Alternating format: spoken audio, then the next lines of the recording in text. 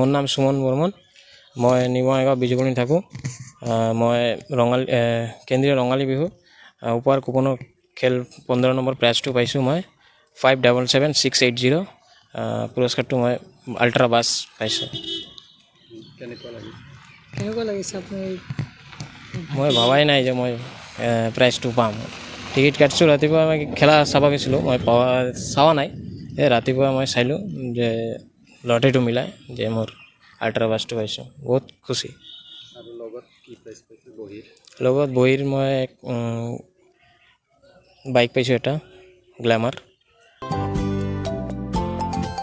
22579 কুপনৰ book price হয়।